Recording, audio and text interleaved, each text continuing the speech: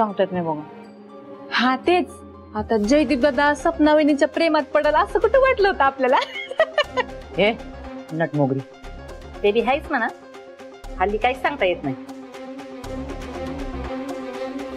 Mummy आपण असं करायचं का, एक सुंदर सुशिक्षित रिच फॅमिलीतली पोरगी बघून आपल्या सत्याचं लगीन उरकून टाकायचं का? नाही का बी, माझं पोरग रूपावर भुलणाऱ्यापैकी नाही, हे कळून चुकलंय मला. त्याला साधेपणा जास्त आवडतो.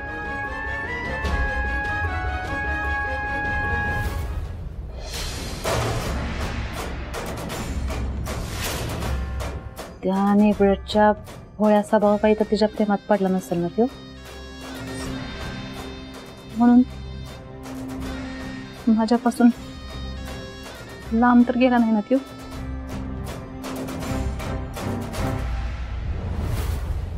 आजोबा, फार कौतुक करावं वाटतं मला तुमचं.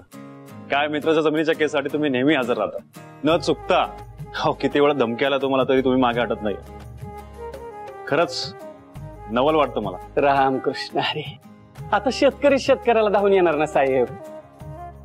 त्या बघा, जो मातीच्या मागे उभा राहील ना त्याच्या मागे आपण खंबीरपणे उभं राहणार. हो, अगदी जीव गेला तरी चालेल. ते तर आहेच. हो, आणि दोस्तासाठी आपण जीव बी देणार बघा.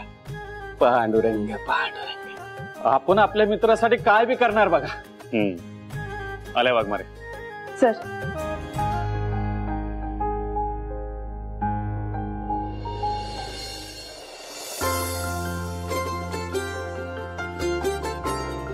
आलीस नाही पोरी? अगं मी यांना विचारतच होती, आमचा बाबा कसा आहे ग? काय ग त्याचं नाव?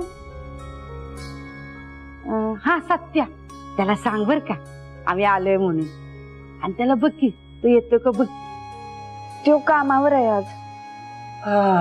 नाही ते बी ठीक आहे. कसं आहे काम आधी. पांडुरंग पांडुरंग, पण काय बी म्हणा तुमचा जोडा माती की एक नंबर आहे बघा. रामकृष्ण हरी. वाघमारे, तुम्ही ताबडतोब यांना कोर्टात घेऊन जावा. काय आज साक्षीदार म्हणून यांनी हजर राहणं खूप महत्वाचं आहे. मी एसीबी साहेबांसोबत महत्वाची मीटिंग करून येतोय. तुम्ही पुढे जा. ठीक आहे सर.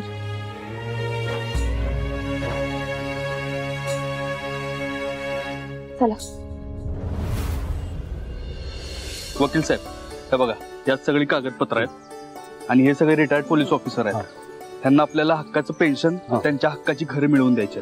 त्यासाठी जो काय अभ्यास आहे तो तुम्ही करा. जे काय कायदेशीर प्रयत्न करायला लागतील ते करा. बाकी तुम्हाला तात्यासाहेबांचा फोन आला होता का? हा, तात्यासाहेबांचा फोन आला होता. हा, ठीक आहे.